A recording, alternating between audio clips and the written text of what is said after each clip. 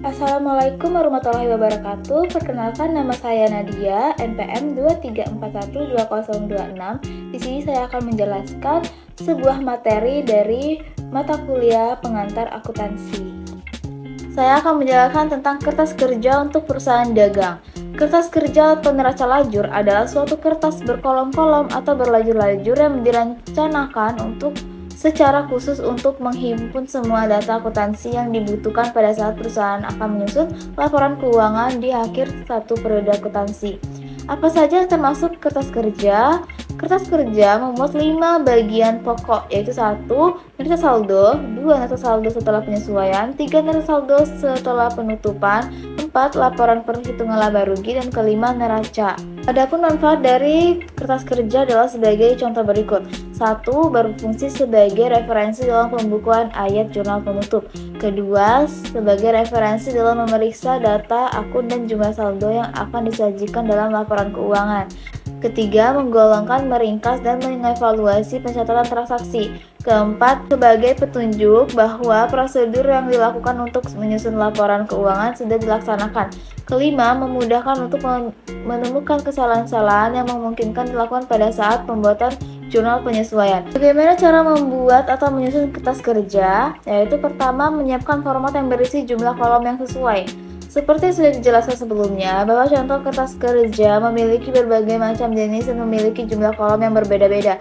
Biasanya format laporan ini terdiri dari beberapa kolom, di mana masing-masing dari kolom terbagi menjadi penempatan, debit dan kredit pada transaksi atau akun yang ada, yaitu kolom nomor dan nama akun, berisi nama seluruh kode akun, perkiraan yang telah disusun sebelumnya dari nama rekening. Perkiraan ini juga akan ditentukan apakah sebuah akun bernilai debit atau kredit pada setiap lajur kolom.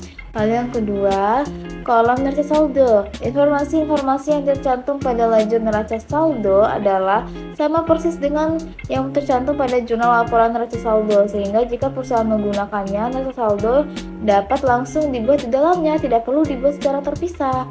Nah, lalu kolom penyesuaian. Jurnal-jurnal penyesuaian yang telah dibuat akan menyesuaikan perkiraan-perkiraan neraca saldo yang sudah ada, di mana jika ada perkiraan baru yang timbul, maka akan dituliskan di bawah perkiraan neraca saldo tersebut. Selanjutnya, kolom neraca saldo setelah penyesuaian. Setelah dilakukan jurnal penyesuaian, neraca saldo akan memperkirakan semua perkiraan dan saldo-saldo yang terdapat dalam lajur ini yang nantinya akan terlihat pada laporan keuangan.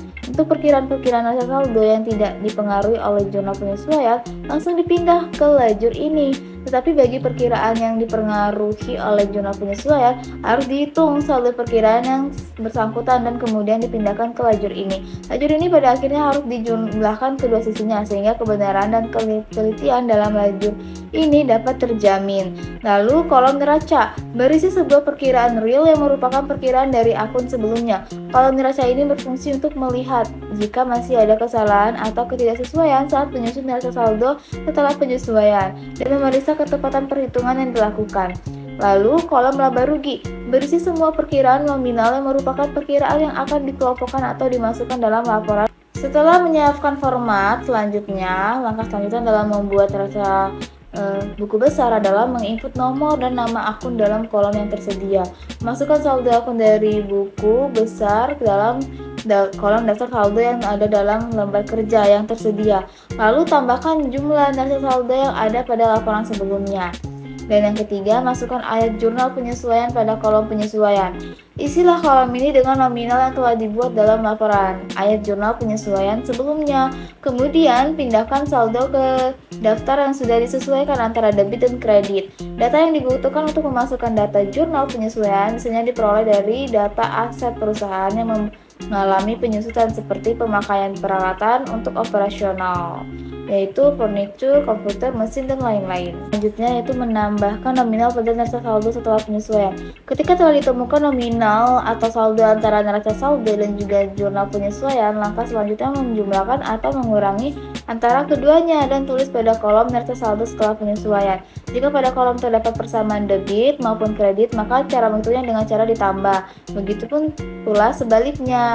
Nah, lalu Yang kelima, mengisi kolom daftar saldo dan laba rugi.